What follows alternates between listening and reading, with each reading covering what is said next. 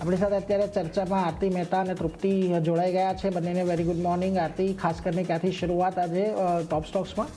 જે શરૂઆત પરિણામની સિઝન ચાલી રહી છે, તો પરિણામ સાથે કરીએ. આઈસીઆઈસીઆઈ પ્રુડેન્શિયલના નંબર્સ આપણને આવતા જોવા મળ્યા છે અને સારા નંબર્સ અહીંયા આવતા દેખાયા છે. નફો વધ્યો છે, જે 386 કરોડની આસપાસ હતો ત્યાંથી વધી અને 608 કરોડની પાસે આપણને પહોંચતો દેખાયો છે. નેટ પ્રીમિયમ આવકમાં પણ એક વધારો છે અને આ આવક વધીને 19,180 કરોડની પાસે પહોંચતી દેખાઈ રહી છે.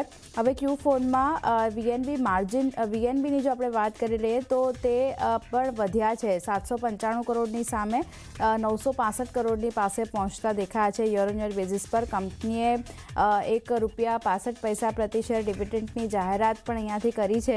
અને વીએનબી માર્જિનની જો વાત કરી લઈએ FY26માં તો તે અહીંયાથી સુધર્યું છે. 22.8% સામે સુધરી અને 24.7% પર વીએનબી માર્જિન આપણને આવતા દેખાયા છે. એપીમાં પણ એક વધારો જોઈ રહ્યા છે. સાથે સોલ્વન્સી રેશિયોની જો વાત કરી લઈએ તો તે પણ વધ્યો છે. આ સાથે FY26માં AUM લગભગ 1.4% વધી 3.13 લાખ કરોડ પર પહોંચતો દેખાયો છે. તો દરેક ફ્રન્ટ પર સારા નંબર્સ છે. આઈસીઆઈસીઆઈ પ્રુડેન્શિયલ અહીંયા આજે એક ફોકસ રાખવાનું રહેશે. બ્રોકરેજ નોટ ઘણા બધા આવ્યા છે. HSBC તરફથી બાય રેટિંગ કરવામાં આવ્યું છે ₹690 પ્રતિ શેરના લક્ષ્ય સાથે. USB અહીંયા ન્યુટ્રલ કોલ આપી રહ્યા છે. ₹760 પ્રતિ શેરના લક્ષ્ય આપી રહ્યા છે અને બોર્નસ્ટેઇન તરફથી માર્કેટ પરફોર્મ રેટિંગ આપવામાં આવ્યું છે અને ₹700 પ્રતિ શેરના લક્ષ્ય તેમના તરફથી અહીંયા કરવામાં આવ્યા છે. એટલે ધ્યાન રાખવાનું રહેશે. બ્રોકરેજ નોટ પણ સારા છે. આઈસીઆઈસીઆઈ પ્રુડેન્શિયલ લાઈફ એક ફોકસ અહીંયા રાખવાનું છે. નેક્સ્ટ કાઉન્ટર જે ફોકસમાં છે, આઈસીઆઈસીઆઈ પ્રુડેન્શિયલ AMCનું કાઉન્ટર છે. Q4ના નંબર્સ અહીંયા પણ આવતા દેખાયા છે, જ્યાં નફો વધ્યો છે. ઓલમોસ્ટ 10.37% વધારો થઈ રહ્યો છે અને 691 કરોડની પાસે નફો આવ્યો છે વધીને. ટોટલ ઇન્કમની વાત કરી લઈએ તો ત્યાં 8.15% વધારો આપણે જોઈ રહ્યા છે અને કંપનીએ ₹12.40 પ્રતિ શેરના વચગાળાના ડિવિડન્ડની પણ અહીંયાથી ખાસ કરીને જાહેરાત કરી છે. એટલે ધ્યાન રાખવાનું રહેશે. આઈસીઆઈસીઆઈ અહીંયા પ્રુડેન્શિયલ AMC પર ખાસ ફોકસ રાખવાનું છે. વાત કરી લઈએ બ્રોકરેજ નોટની તો અહીંયા CLSA તરફથી આઉટપરફોર્મ રેટિંગ આપવામાં આવ્યું છે ₹3,730 પ્રતિ શેરના લક્ષ્ય સાથે. સિટી તરફથી બાય રેટિંગ છે ₹3,900 પ્રતિ શેરના લક્ષ્ય તેઓ આપી રહ્યા છે. HSBC બાય રેટિંગ 3,800ના લક્ષ્યાંક તેલવા તરફથી આવતા દેખાયા છે અને USB તરફથી પણ રેટિંગ અહીંયાથી બાય આપવામાં આવ્યું છે અને લક્ષ્યાંક તેમણે વધાર્યા છે. ₹2,900 પ્રતિ શેરના લક્ષ્ય તેમના તરફથી પણ કરવામાં આવ્યા છે. માર્જિન ઇમ્પ્રુવમેન્ટ થઈ રહ્યા છે એટલે એક ધ્યાન રાખવાનું રહેશે. અને ટૂંકા ગાળે જે યીલ્ડનું છે ચિંતા તે આપણને મેનેજેબલ અહીંયાથી લાગી રહી છે. એટલે તેઓ અહીંયાથી પોઝિટિવ બ્રોકરેજ નોટ આપી રહ્યા છે. તો આઈસીઆઈસીઆઈ પ્રુડેન્શિયલ AMC પર ખાસ એક ધ્યાન રાખવાનું છે. નેક્સ્ટ કાઉન્ટર આનંદ રાઠી શેર્સનું કાઉન્ટર છે. નંબર્સનું રિએક્શન અહીંયા પણ જોવા મળશે. નફો ઘટ્યો છે. જે 41.50 કરોડ હતો ત્યાંથી વધી 18.4 કરોડની પાસે આપણને આવતો દેખાયો છે. NII વધ્યા છે. 57.9%નો વધારો NIIના ફ્રન્ટ પર આપણે જોઈ રહ્યા છે. રેવન્યુ જે છે તે આપણને 255 કરોડની સામે 199 કરોડ પર આવતી દેખાઈ રહી છે. એટલે અહીંયા એક દબાણ જે છે તે થોડું ઘણું આવતું દેખાઈ રહ્યું છે. એબિટા 110 કરોડની સામે 72 કરોડ પર આવતા દેખાયા છે. એટલે ધ્યાન રાખવાનું રહેશે આનંદ રાઠી શેર્સ અહીંયા કઈ રીતે સ્ટોક રિએક્ટ કરે છે. નેક્સ્ટ કાઉન્ટર સ્વરાજ એન્જિનનું કાઉન્ટર છે. સારા નંબર્સ દરેક ફ્રન્ટ પર અહીંયા પણ જોઈ રહ્યા છે આપણે, જ્યાં નફો 20.48% વધ્યો છે. એટલે ઓલમોસ્ટ 21%નો વધારો નફાના ફ્રન્ટ પર છે. આવક ઓલમોસ્ટ 20% વધતી દેખાઈ રહી છે. એબિટાના ફ્રન્ટ પર પણ 21% એબિટા વધ્યા છે. 75 કરોડની આસપાસ પહોંચતા દેખાયા છે અને એબિટા માર્જિનની જો વાત કરી લઈએ તો તે 13.7% પર સ્થિર રહેતા દેખાયા છે. બોર્ડ દ્વારા FY26 માટે ₹110 પ્રતિ શેરના વચગાળાના ડિવિડન્ડને મંજૂરી પણ મળતી દેખાઈ રહી છે. તો એક સારા નંબર્સ અને ડિવિડન્ડની જે મંજૂરી મળી છે એના લીધે પોઝિટિવ એક્શનના કાઉન્ટર બતાવી શકે છે. તો સ્વરાજ એન્જિન અહીંયા પણ એક ધ્યાન રાખવાનું છે. નેક્સ્ટ સમાચારનું રિએક્શન જ્યાં ફોકસ આપણને બનતું જોવા મળી રહ્યું છે, ગેલનું કાઉન્ટર છે. અહીંયા ઉત્તર પ્રદેશમાં 600 મેગાવોટના ગ્રીનફિલ્ડ સોલાર પ્રોજેક્ટ માટે કંપની જે છે તે અહીંયાથી શરૂ કરતી જોવા મળશે અને ગ્રીનફિલ્ડ સોલાર પ્રોજેક્ટ માટે લગભગ 3,295 કરોડનું રોકાણ અહીંયાથી કંપની કરશે. એટલે ગેલના કાઉન્ટર પર પણ ખાસ એક ધ્યાન રાખવાનું છે. હિન્દુસ્તાન ઝિંક પણ ફોકસમાં છે. રાજસ્થાનમાં ક્રિટિકલ મિનરલ્સ બ્લોક માટે કંપનીએ બિડ જીતી છે અને જે ઝાંડાવલી સતીપુરાએ જે એમ્ગ્લામેટેડ પોટાશ છે અને હેલાઇટ છે એ બ્લોક માટે અહીંયાથી બિડ જે છે તે જીતી છે. એટલે ધ્યાન હિન્દુસ્તાન ઝિંક પર પણ રાખવાનું રહેશે. અહીંયા પણ એક એક્શન આપણને તેજી તરફની આવતી જોવા મળી શકે છે. નેક્સ્ટ કાઉન્ટર LICનું છે. એક શેર પર એક બોનસ શેર ઇસ્યુ કરવા માટે બોર્ડ તરફથી મંજૂરી મળી ગઈ છે અહીંયા અને રિઝર્વ અને સરપ્લસથી 6,325 કરોડનું રોકાણ અહીંયાથી કંપની આપણને કરતી જોવા મળશે. એટલે LICના કાઉન્ટર પર પણ એક ધ્યાન રાખવાનું છે. એક એક્શન કઈ રીતે અહીંયા સ્ટોક બતાવે છે. નેક્સ્ટ કાઉન્ટર સંવર્ધન મધરસનનું છે. હવે અહીંયા જો મજૂરો તરફથી હડતાલના સમાચાર આપણને આવતા જોવા મળ્યા હતા અને લેબર ઇસ્યુ જે અહીંયા કંપની માટે બનતો દેખાઈ રહ્યો છે. તો હવે કામદાર વિરોધ અંગે કંપનીની સ્પષ્ટતા આવી છે અને તેઓ અહીંયા કહી રહ્યા છે કે લેબર ઇસ્યુ અને વિરોધ પ્રદર્શન વચ્ચે કંપનીનું સત્તાવાર નિવેદન આવ્યું છે જે કહી રહ્યા છે કે અહીંયા આ જે ઇસ્યુ ચાલી રહ્યો છે એની કામકાજ પર વધુ અસર નથી જોવા મળી.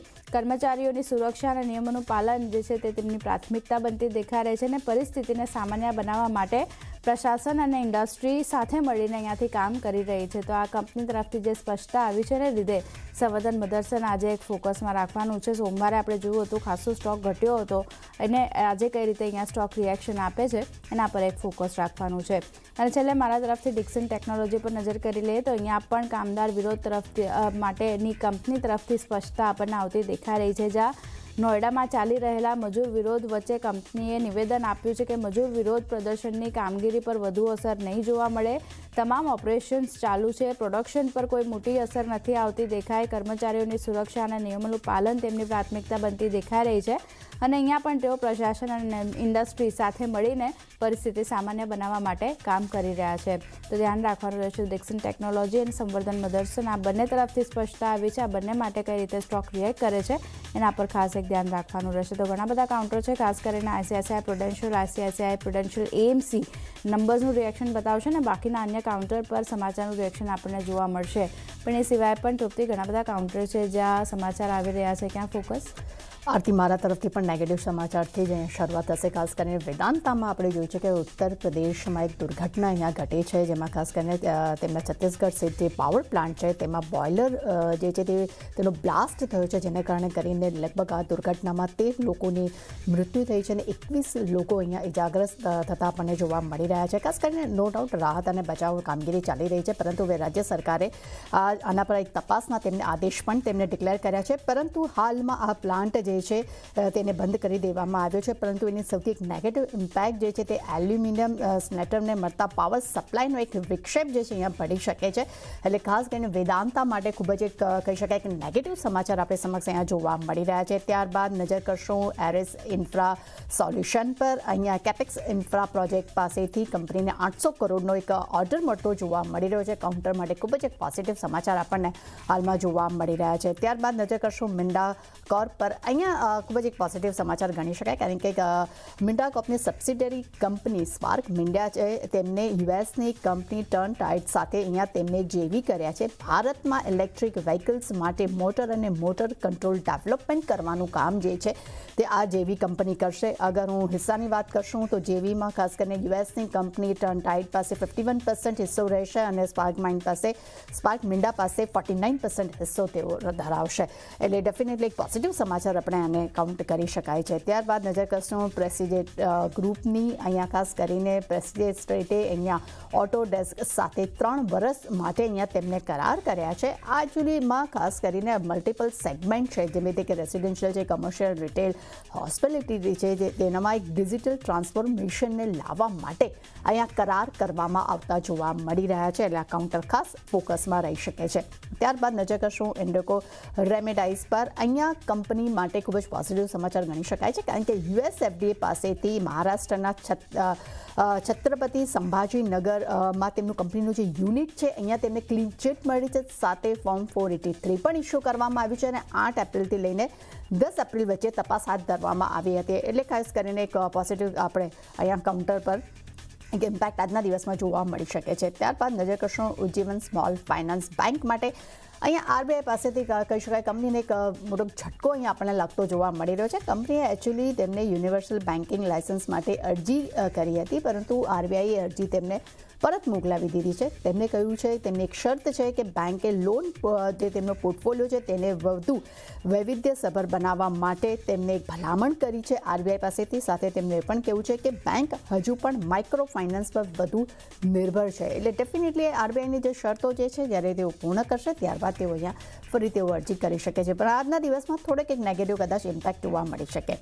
ત્યારબાદ નજર કરશું એ છે એચજી ઇન્ફ્રા. અહીંયા કંપનીને ઉત્તર પ્રદેશમાં મિર્ઝાપુર થર્મલ એનર્જી પાસેથી 519.33 કરોડનો ઓર્ડર મળ્યો છે. તેમને 800 મેગાવોટના ટ્વાઇસ થર્મલ પાવર પ્રોજેક્ટ માટે રેલવે ઇન્ફ્રાસ્ટ્રક્ચરના નિર્માણ માટે પણ કંપનીના ઓર્ડર મળતો જોવા મળી રહ્યો છે. એટલે ખૂબ જ એક પોઝિટિવ સમાચાર અહીંયા કાઉન્ટ કરી શકાય છે.